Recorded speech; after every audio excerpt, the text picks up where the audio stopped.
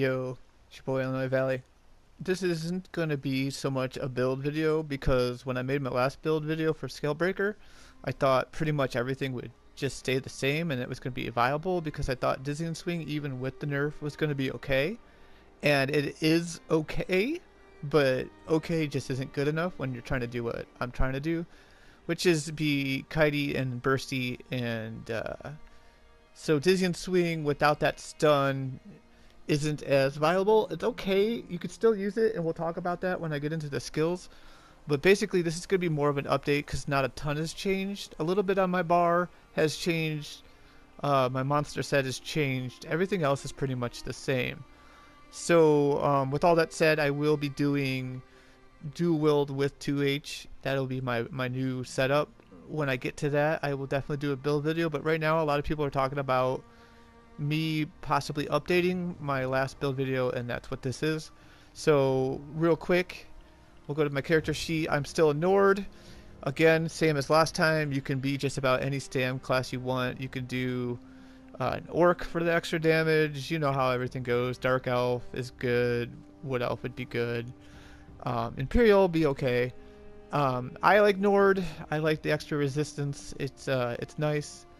We are running dupes because we are running Bone Pirate. We're running Warrior Mundus Stone, and that's 64 in Stanum. This is my stats unbuffed. I'm not going to go into them too crazily because you can see for yourself. They're right there in front of your face. We're going to go ahead and buff up.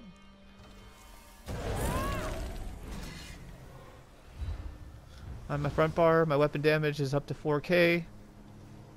My spell damage is at 23, 22, which is kind of ridiculous, and then my resistance go up to 22 and 23.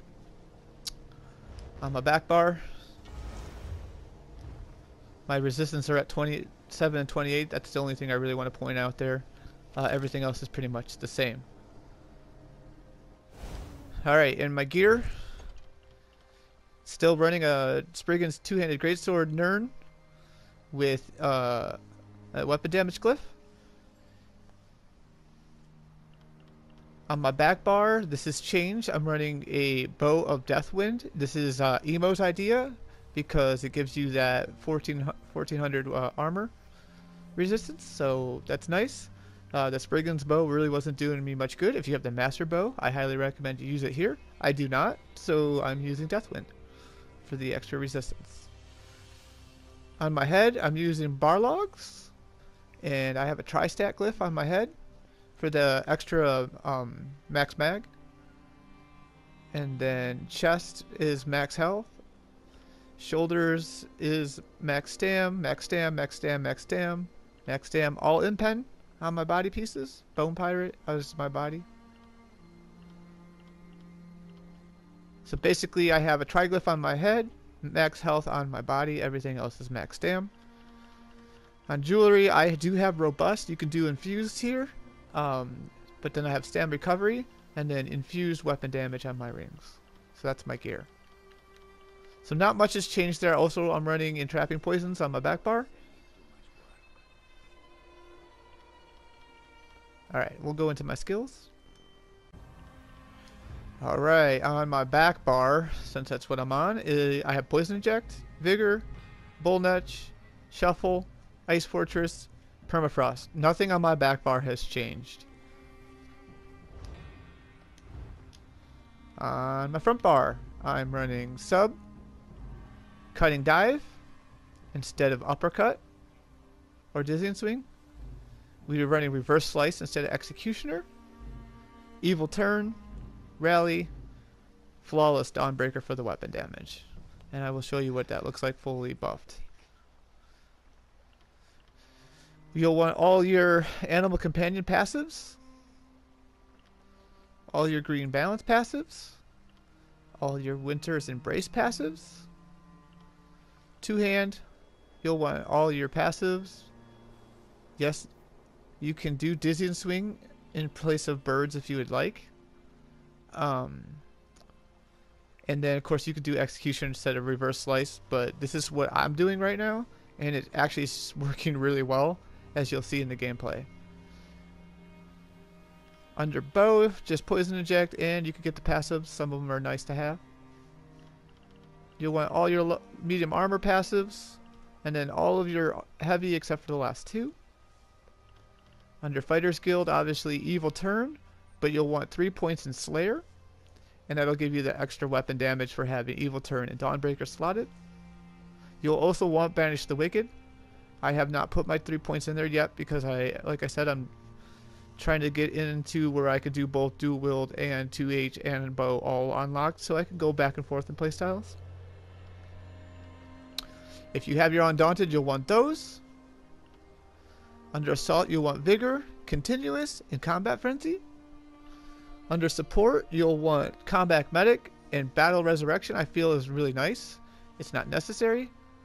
All your race passives, and 3 in medicinal use under Alchemy.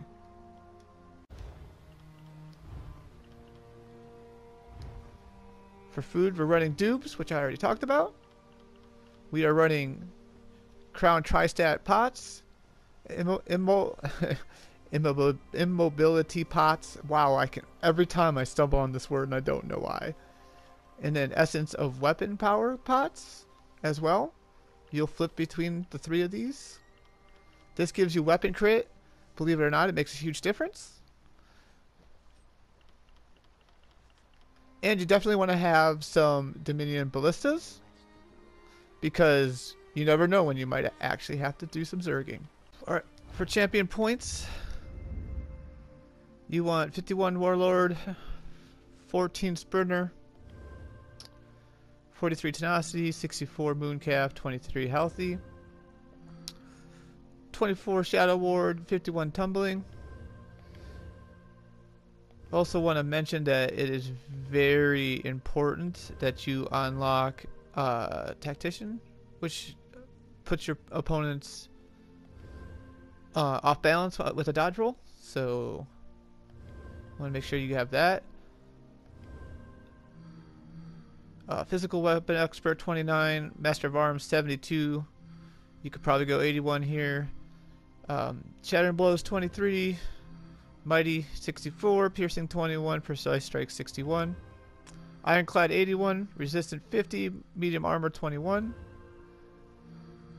Hardy 43, Elemental Defender 43, Quick Recovery 32, and that is my champion points. And that's all I got. I mean, like I said, I wasn't going to go into too much detail because I just did a build video. I just wanted to update it a little bit just to let you know what I'm running. And I'm going to go ahead and throw in some gameplay, and thanks for checking it out. Love you all. Peace. Alright guys, let's check out some gameplay. Right here, I was just minding my own business, just standing here. I don't know these people. They don't know me. They decided to pull this big red Zerg in with us. So naturally, I'm going to go down here and I'm going to try to pop my Donnie. I actually fail here miserably, but you can see the tankiness and the quick recovery that I'm able to do with the build here. That's one of the main reasons why I put this clip in here, is I just wanted to show that you can fuck up with this build and still be able to manage your way out of it. Right here, I'm just trying to pick off these guys with my bow. When I'm doing this in my videos, that means that I'm actually just trying to build my ulti. I'm not actually trying to range anybody here. It looks like I might be spamming a little bit, but I'm actually, again, just building my ulti. Right here again, super tanky, hit my shuffle, get out of that mess. I'm going to come up here. I'm actually wanting to kite down, but as you can see, they got that freaking Destro ulti going like crazy. This guy's standing on that dead body. He's not going to move. They're taking away my kiting, so I'm going to drop down and then come back up right here. If you guys have never actually played in this area, this is really like a fun spot to kite. I actually fuck up here. I do a roll dodge down. And then it's okay. I'm a little good at parkour. That's good English, right? But then as soon as I say that, I'm gonna go fall into this hole, and yeah. So right now I'm like panicking a little bit because like I don't want to get stuck in this hole and have that Zerg come up and get me. I'm gonna come over here, take a peep, see where they're at, see what they're doing. They're still clustering in that doorway. You can see the two randoms here are coming around. They're pulling some of the group with them, which is good. That means we're going to be able to come back in towards this door and possibly get a couple of them. Make sure I rebuff, get everything applied. The one thing I probably forget to do here is put up my rally, which is a mistake. I'm not going to do as much damage as I should right here. But when I get in these situations, I get a little excited. As you can see, I did take down 2 players. I'm going to come back up here and start kiting again. Start tagging them with my light attacks. Try to build up my ulti, and then I fuck up again, and I fall down. And so this is my mistake. Clearly, I did not want to get myself right back into that Zerg. I'm more powerful when I'm kiting. This clip right here, we're going into Bleakers. I put this in here because I kind of wanted to show off my little kite trick that I do in these outposts. It's not super impressive because I only get the 1 kill. If I get a few more kills, this would probably be a more impressive clip. But this is going to demonstrate a very kitey playstyle that this Warden allows me to do. I put down Evil Turn there not for the stun, but for the extra resistance. I was taking on a little bit of extra aggro there. So I'm going to come around, I'm going to kite, I'm going to poke, dodge roll, set him off balance. My teammate gets him behind me. Come around, kite again. Dodge roll for the off balance. Let my teammate clean that up. Come around, kite again. I'm going to start tagging this guy. And then I'm going to set up my burst. He's very tanky and healy, but he's going to go down. I get him. Move on. Reapply my buffs. Come around. This point there's only a few stragglers left. This guy is already in my little kite spot, so I'm going to come down. Set up my burst. Get him off balance with my dodge roll. And there you go. 2 kills. I revenged you, Ryu. You're welcome. And that's a little cute little kiting trick that I do in the outposts.